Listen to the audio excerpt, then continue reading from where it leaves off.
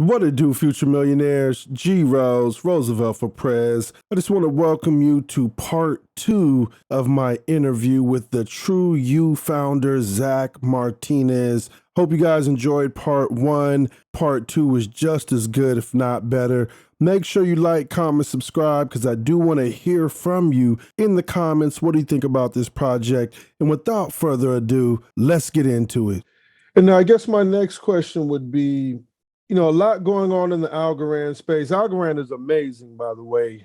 But of course, you coming out, showing your face, doxing, it just says so much, right? Being that this is a ambitious project, one that could, be revolutionary, how important was it for you to dox and say, hey, this is who I am. I stand behind this. I'm not hiding from anything. How important was that to you? Because not everybody does that. Well, when it comes to this space, you see just a massive amount of hesitancy, and it makes a lot of sense. We have the most unclear government regulations of any place that I've possibly looked. So when it comes to deciding whether you want to potentially put your identity on the line, it basically comes down to, do you have the balls to do it or not? I've always had the balls to do everything that I put my mind to, and that's applied again through every aspect of my life, including immediately doxing myself, because what do I have to hide? I want to be tied to this project. This is building TruYou is my passion, and ideally it would be something that I can do for years to come. So why wouldn't I want people to be able to give me that recognition that I helped build this incredible thing with you? And I'm happy to share that goal, that happiness, that end goal. Does it make it harder with that type of sentiment as far as excessive rugs in the Algorand space? Does it make it harder for like the good projects to stick out and kind of shine? And does it affect how you approach it beyond just doxing? Well, I think that predominantly it's a negative effect, but also it has kind of a silver lining effect as well. Predominantly a negative effect, given that the average user is not doing a massive amount of research into every project that they ate into.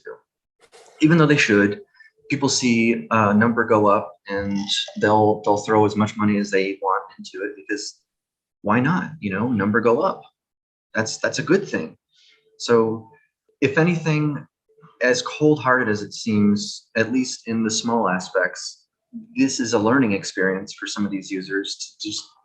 You're being introduced to a space. It's very lightly governed, and if you want to build a credible project, you as a creator have to provide that safety net in a way to the users by revealing who you are, kind of giving more information about what you're doing, you're building, your project moving forward.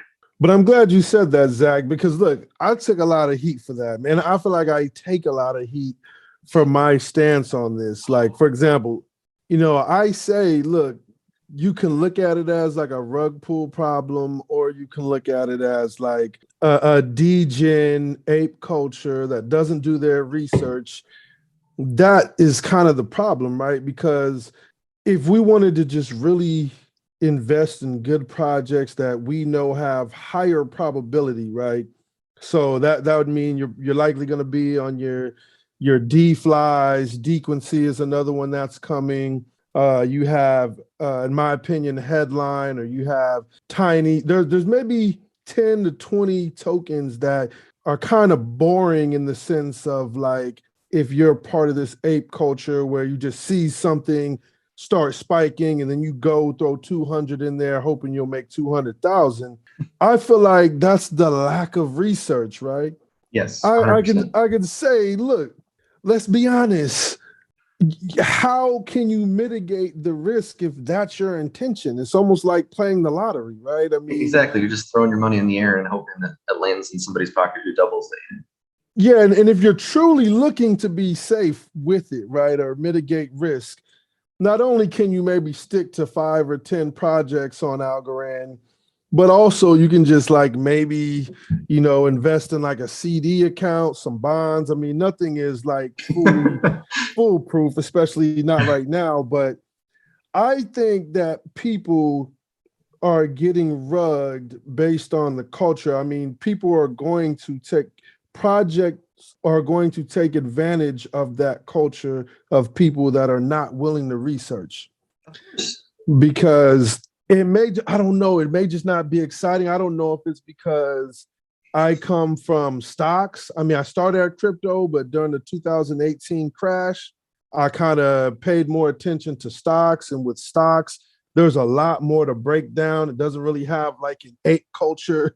You're really trying to like I'm assess. sure initially, I'm sure stocks had an ape culture. Sure, but it's like there's more like EBITDA. You have like quarterly earnings and like you're Right. sitting on calls. But I kind of, not that I do the most research ever. I mean, I'm not going to say that. I'm sure there's people that do more research, but I'm just saying there's power in the investor to do your research and not just think because something is pumping that you're going to FOMO in and make $200,000 with $200, so. That's more than most of the market caps of. I mean, like 90% of the projects on Algorand. I mean, the highest project market cap is like 11 million or something like that. The entire ecosystem is infinitesimally small.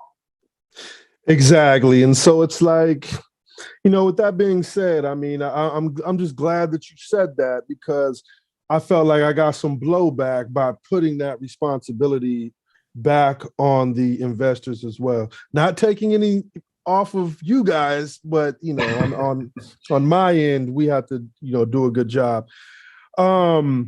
So does the threat of like war and interest rates, anything that could be going on in the space, this roller coaster ride, does that affect how you approach the development aspects of your project on a day to day? Knowing this could all go to shit, we can get nuked. How does that change Zach's mind? Well, I mean, if we're looking at it from kind of that aspect, I would be happy having given my last moments towards something that I truly believe in. But on a day-to-day basis, it's not necessarily influencing the development of the project all so much, just because, I mean, we don't have an open MVP that's available yet. So we don't necessarily have people interacting on the platform that we kind of have to worry about, Russian hackers jumping in and doing all this extra stuff for whatever else could potentially happen in the world. Say the entirety of the internet goes down for some reason. I mean, it's impossible, obviously, but let's work with incredibly impossible hypotheticals here. On a day-to-day basis, no, I'm not really affected very much. But looking at it from where we plan to go, I feel that if anything, the war effort only reinforces my belief in the TruYou platform, because if the world does get to that point, I mean, you're going to want to interact with somebody from your bomb shelter. So ideally, you'll have the TruYou dApp. Nice. Yeah, that's true. I mean, I think, there's been a couple of things on working to TruYou's advantage with the pandemic and now this threat of war where it's like a date in the metaverse might just be the best somebody can do at this point. All right. So, but I know that, you're developing this great project as far as having a great potential. Do you kind of look at other projects? Are you influenced by other projects, other developers, just in the community, whether it's just how they move, how they engage? Do you pay attention to other ASAs and interact with other projects? I'm massively. If anything, I'm watching the space incredibly closely, just to make sure that our launch isn't botched, because of pretty much the last 10 major launches have been horrendous. And so avoiding that pitfall is going to be just huge. And so we've been exploring the best possible routes for that. We don't have to come down with an exactly nailed down plan yet, just because there haven't really been a whole lot of beautiful launches yet. We maybe emulate DeFi in a little bit because their launch was kind of Right. nice. Right. There was. Algo Scout dumped on launch, but also it has an incredible use case. So once it found that level, as long as it continues to provide that use case, you're going to want to hold those tokens. So that utility implies a lot of value onto the token as well. So kind of factoring that in, Right. and Right. integrating a staking incentive so that the user wants to hold on to their token for benefits on the platform is going to be incredibly important. So we've kind of been learning from the space, Algo Scout, DeFi, Algo Stake, Yieldly, some of the bigger, more interesting projects in space, just kind of figuring out the little bits and pieces that we can pull to make our project the best it could possibly be. Right. And I think that's interesting that you brought that up, because I tend to bring up Algo Scout as well, because if the launch being different for how beloved Algo Scout is in this community, and then for that to kind of happen with their token launch was like, but also another one that I'll throw in there is Zone, right? Zone being this project that since like September, I've been like feeling the hype of Zone since September. I did an ugly NFT with Silvio Macaulay as like Mega Man, right? And he's like shooting out ASAs, and Zone is one of the ASAs. And this is way back, right? So for them to have all this hype and then to kind of come out with the super botched launch just lets me know that it can happen, and it's not easy. It just might not be easy to launch, right? And so I don't want to ask you what you're going to do in terms of different, but is that something that you've like really been thinking of? Like, wow, if Zone and Algo Scout, projects that have a lot of love and support already, if they botch their launches, I really have to kind of think about this. Yeah.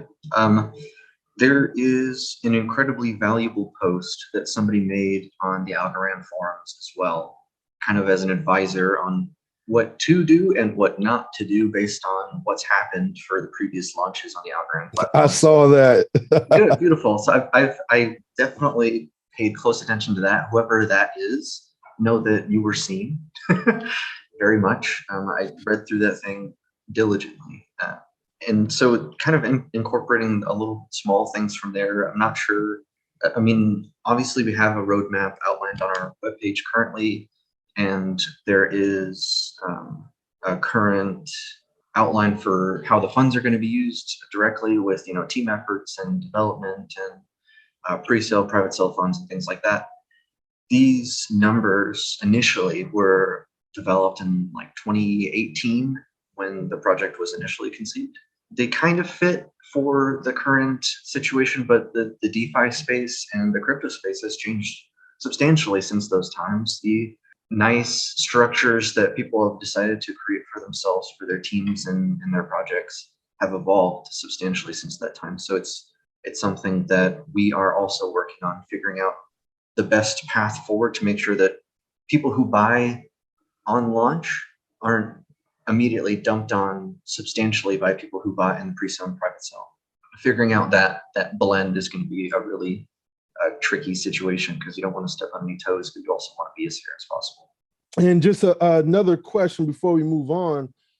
Do you think that Algo Fund, ToolsX, and other launch pads are going to be more of a necessity because of some of these botched launches? I'm actually incredibly excited that you mentioned that, because that's also something that we're looking into potentially for public launch, just to kind of take up potential extra funding for further development of the platform. But most definitely something like Algo Fund that does the initial KYC for you, figures out the project, and then verifies that there's actual development going on behind the scenes, is going to be imperative for this space, the same way that it was imperative for the Ethereum space and for Matic, and will continue to be important for everywhere else, because again, there's just a massive population of people that have no interest in or time to do all the research themselves. So they see other people aping into something, and then FOMO kicks in, and naturally they end up holding the bag. And I don't want people to be stuck in that situation, ideally. but there's always going to be someone stuck in that situation. So to obfuscate that would be working through something like Algorand or ToolsX. Well, if you know or speak to either of those teams, can you tell them G Rose wants them to dox themselves? Yeah. I mean, how great would that be, right? I mean, especially with Algo Fund, ToolsX too. I like ToolsX. But I mean, for them to be brave enough to do what you're doing right now, I think would be huge. Because I know a lot of people would want to get into those projects if they did so. Yeah. But with that being said, mentioning these different projects, do you invest in ASAs, Zach? Do you, or Of do you stay on course. the side? Of Okay, course. what are your top 3 picks right now? Not Oh, financial advice. all right. Not financial advice by any means or way, shape, or form. Number one, utility in the space, actually coming out with apps that people can use, DeFi. Incredibly impressive, backed by the Algorand Foundation, providing an absolutely necessary source for the Algorand chain. So definitely DeFi. It's not going to go anywhere. Price is only going to go up with recognition, in my opinion. So definitely DeFi. Number two, obviously Algo Scout. I can never sell Algo Scout, otherwise I'd lose like 300 friends. So in a way, he's weaponized an economy, a social economy, to where you don't want to lose your tokens because you lose access to directly interact with this massive group of people that share a very common goal to you. They all believe in Algo Scout and benefit from the indicators provided by their bot. So definitely Algo Scout, because it has a utility that is backed by a weaponized system, very, very cleverly implemented. And I say last one, I mean, a team that just constantly builds in the space, and I'm just dumbfounded with the developers behind it, because I mean, it's come out recently that one of the main developers is huge in the space, is AlgoStake. I mean, to have somebody like that as one of the major developers for the project comes out to be just astonishing. Like, Now he's from GoPro, right? He was an yeah, executive at GoPro. yeah, Right. Okay. that's huge. I mean, this Huge. is somebody from a major industry deciding to choose Algorand as the main choice for their development. It's massive. And I think, I mean, because I reported on that and kind of just went through his LinkedIn, and just he's not just working at GoPro. Like the guy was like in a leadership role, right? Yeah. And for him to come out and dox himself like that is huge. But I still think not a lot of people know that. Like, it's kind of just like, well, either some people are hung up on the fact that it doesn't have a smart contract, but I'm like, look, I get all my rewards on time, but also like this guy is put himself out there, and he, came from an exec or leadership position at GoPro.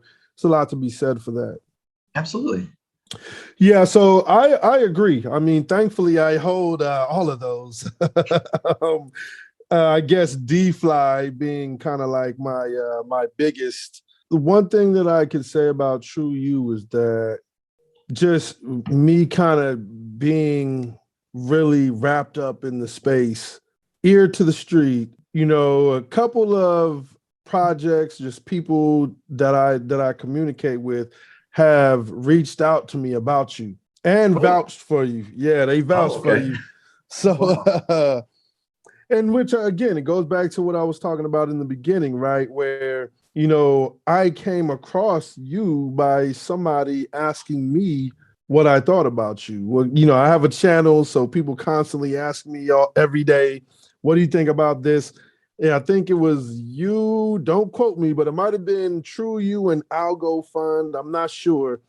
And I was like, I'm not sure about TruYou. And then you came and said, hey, you got any questions? I'm right here. So My ears were that burning. approach, yeah. And so That's one thing I could say is that you know, you're settling in the community, and that's one aspect that seems very promising. So we'll close this out, Zach, and I want you to kind of tell people your socials, where they can find you at, you know, where you are most active at, and also where they need to go to get these pre-sales purchased. Of course, you can find me on Twitter at TruBeing.